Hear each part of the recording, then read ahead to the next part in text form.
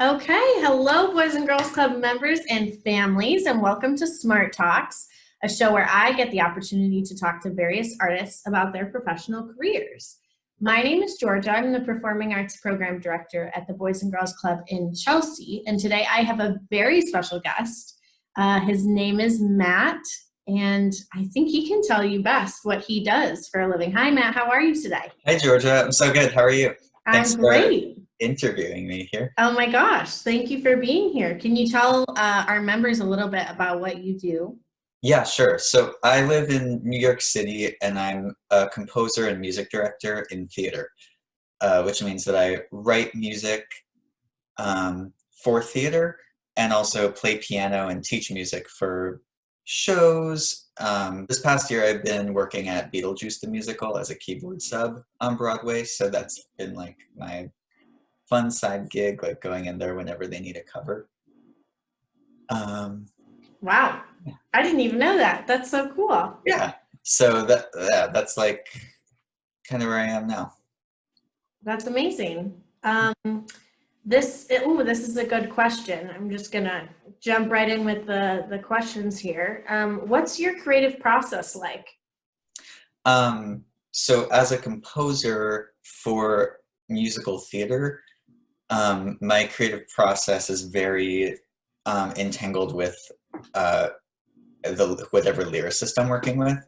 So I'm currently working on a project with a lyricist named Marielena DeFabio, and then we're usually in the same room, and I'll start reading stuff, and then when I read words, a lot of times rhythms will come to me, so I'll like see it and be like, oh, that phrase sings really well. There's a rhythm that comes like sounds like this. And then from there we'll kind of start piecing things together, and then I'll start writing like a section of music. Um, and then it'll be based off of her lyrics, and then she'll hear that and go, oh, okay, great, let's use that as that's the melody now. So then she'll write more lyrics to that. So it just kind of builds off of each other. Wow. So Yeah. it's a team effort. Yes, it works the best when we're together in the room. Great. What or who first got you into music? My mom did. I was an only child, and when I was 7, my mom completely arbitrarily asked me if I wanted to take piano lessons because that was something that like kids did. I Like think she, seven-year-olds sometimes do. I get, yeah. I mean, I guess she had taken piano lessons for a couple of years when she was younger. So I literally was just like, yeah, I don't know what that's like, so sure. This is a big question, but how do you think, if at all, how do you think that internet and social media has affected the music industry?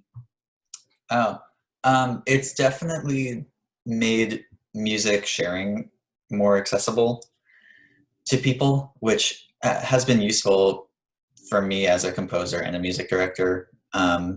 Just to, on my website, I can put links of performances and things like that on or share them. The one thing I worry about is that at a certain point, is it going to keep people from going to see live music because Mm. it's so accessible?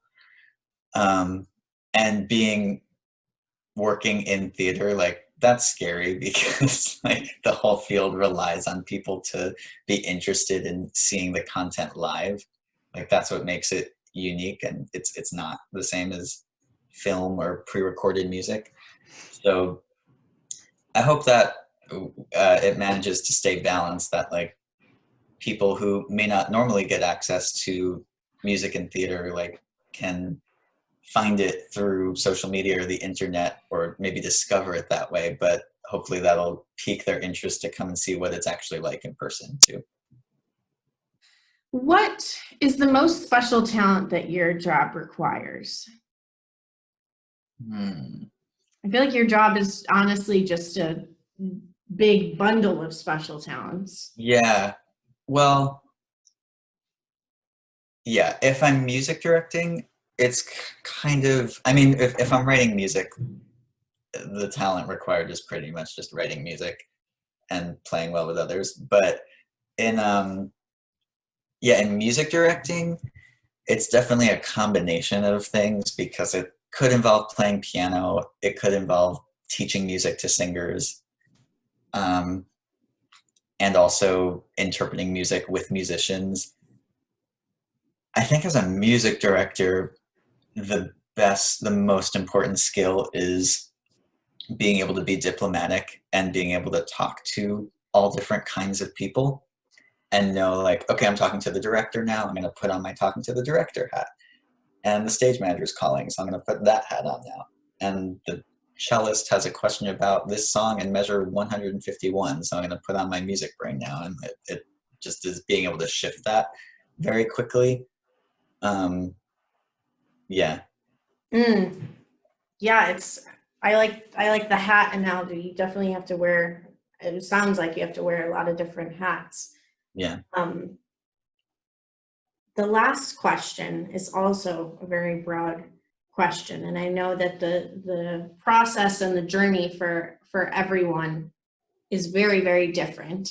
But how do you become a composer? Oh.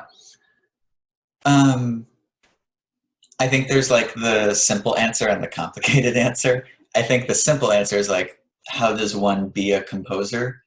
And that's, you just have to have ideas and write them down. And I think it's just a matter of being able to uh, make tangible the ideas in your head.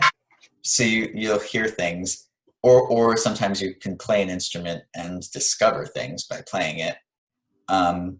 That's like part one, and then part two is being able to write it down somehow or record it for to be written down. And then once you've written it down, you've composed something. And then it's just a skill and talent to hone. The goal is at some point people will say, hey, like, we would like you and this person to write a new show. We're going to fund the process of it.